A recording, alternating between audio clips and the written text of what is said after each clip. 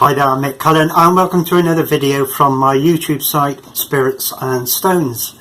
Well, I had intended going out and doing another video on site, but the rain gods have been working overtime, and so I thought let's turn it into a positive thing and do another video from home, and it gives me the chance to have a talk about something that is quite close to my heart actually, and that's dowsing. I can't imagine going to a sacred site without dowsing that site, and I'd like to give a few tips for people that are thinking about giving dowsing a go and starting to experiment with this wonderful thing. People see me on site, they see me dowsing around, I might be dowsing the energies, and they'll ask me what I'm doing or what it is I'm dowsing, or divining as some people call it, and they've even said, can I have a go? And I've let them have a dowsing rod and they've had a go. But it really helps to have some sort of idea of what dowsing is all about before you start. And this is the intention of this video, is to give some very simple practical tips on how to start dowsing and the dowsing rods themselves. Firstly though, and this is going to be the only complicated piece of this video really, is how we define what dowsing is, what we believe is going on when we're dowsing. And people have different ideas, they have their own ideas, and I'd like to share mine with you. I think what's happening when we dowse, in particular earth energy lines for example, is, if you imagine, we believe that our ancient ancestors had a natural connection with the earth energy lines. They could physically feel them, and this could be enhanced and enhanced and enhanced. The more you did it, the more you practiced connecting with the site you were in, right up to perhaps the most experienced and professional of all, if you like, the shaman.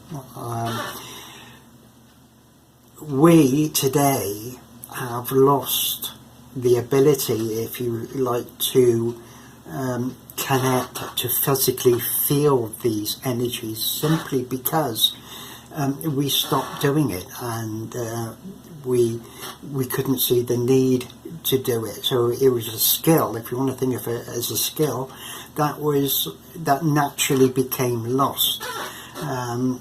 If you take somebody who has a particular skill as a young man, so using his hands, painting or whatever it may be, and he doesn't do it over a period of years and then tries to do it again, he's not as good as he was years ago. I know as a guitarist, most of my life, since I was about 14 years old, or 13, 14 years old, when I was given my first guitar, I've been involved in music and playing guitar. There was a time for about 8 years or so where I was living on my own, and I was either at work or I was at home with my guitar around my neck, and I lived, breathed guitar. That's all I did, and that of course is when I reached my prime. Well, when I got interested in ancient sites and the like, of course that took a back step. In fact, I haven't touched my guitar. Well, that's a lie. I haven't played my guitar any more than a couple of minutes for about 2 years now. And when I had a rare occasion when I did pick up my guitar, going back a couple of weeks, and of course I couldn't do many of the things that I could do at one time when I was, if you like, in my prime. And it would take practice again to get back to the level that I was. So if you imagine over a period of several thousand years, our ancestors back in their day, they would be doing they'd be able to connect with the earth energies and the energies of a site, and physically feel without really any effort. because we haven't done that over that period of time, we don't feel a need to. We've lost that skill, if you like, or we've lost that sense that we used to have all that time ago. Dowsing, and that is because I think what's happened is we have our subconscious and we have our conscious, and the gap between the two is broadened over the years, where we haven't, where we stopped doing things that our ancient ancestors used to do.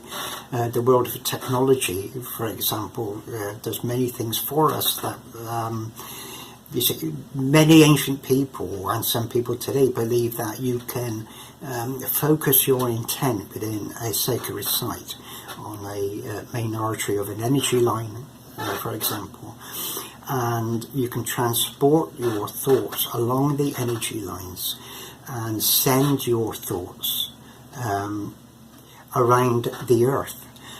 In fact, many pagans today, many pagan groups will get together and they'll do what they call earth healing, and they'll go to a sacred site and they'll sit on an energy line and they'll try and heal the problems of the world as it is today by sending love and compassion and the like along the energy lines, in the belief that these thoughts will travel around the world and make the world a better place. A wonderful sentiment, I think.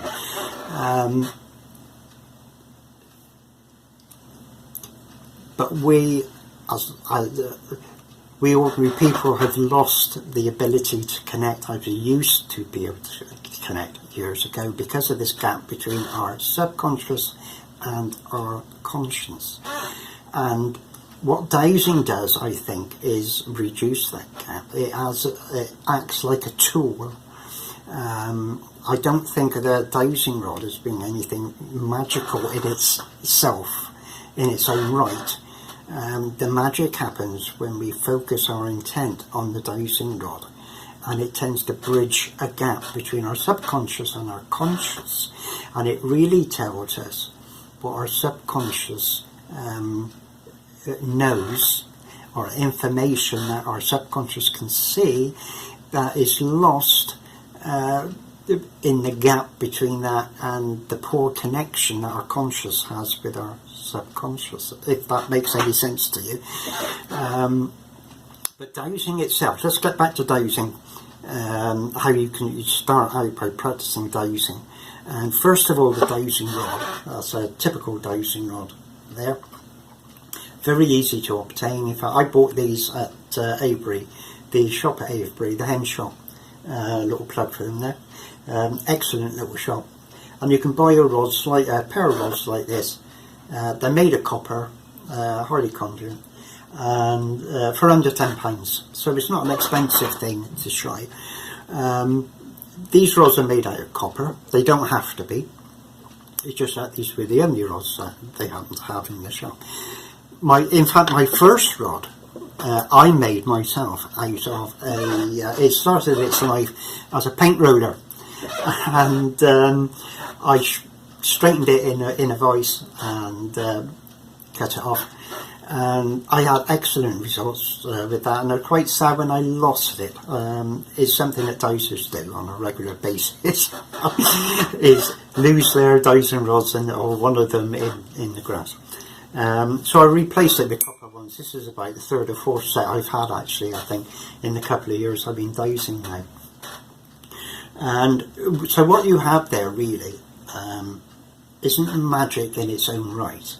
It's simply, you go walk into a shop, buy a pair of dowsing rods, and you're walking out the door with two pieces of metal, effectively. But they're precise pieces of metal because they're smooth. The bend on the end is nice and square, so that when you hold it in your hand, this sits nice and square. It's smooth, it's nice and smooth, so it rotates in your hand quite easily. So all you have to do is apply a light pressure to hold the rod like steady, whilst at the same time leaving it free to move in your hand. So they're designed specifically